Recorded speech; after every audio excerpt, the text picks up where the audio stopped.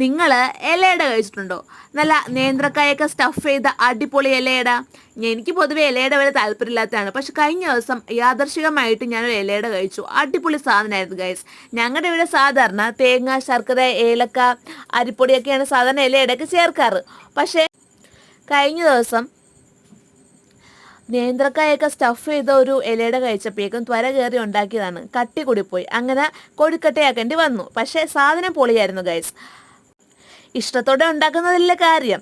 ഞാൻ ഇഷ്ടത്തോടെ ഉണ്ടാക്കിയത്, അതുകൊണ്ട് തന്നെ എനിക്കിഷ്ടപ്പെട്ടു. ഉച്ചക്ക് നമുക്ക് നല്ല ചൂട് കുത്തരി ചോറും കിഴങ്ങേറിയും പയറും മെഴുക്കുവരട്ടിയും കോവക്ക മെഴുക്കുവരട്ടിയൊക്കെ ഉണ്ടായിരുന്നു. അപ്പോൾ അതൊക്കെ കൂട്ടി ലഞ്ച് സൂപ്പറായിട്ട് കഴിച്ചു.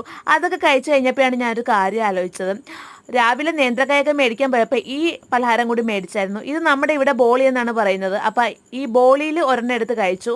ചായക്കടയിലെ തനി ടേസ്റ്റ് ഒന്നും വന്നില്ല, എന്നാലും കൊള്ളാം. പിന്നെ ഈ മിഠായി നിങ്ങൾക്ക് ഓർമ്മയുണ്ടോ? ഗൾഫിൽ നിന്നൊക്കെ വരുമ്പോൾ അണ്ണൻ കൊണ്ടുവന്നിട്ടുള്ളൊരു മിഠായിയാണ്. തേങ്ങാ മിഠായിയാണെന്നും പറഞ്ഞ് മേടിച്ചതാണ്. പക്ഷെ തേങ്ങാ മിഠായി അല്ലായിരുന്നു ഗൈസ്.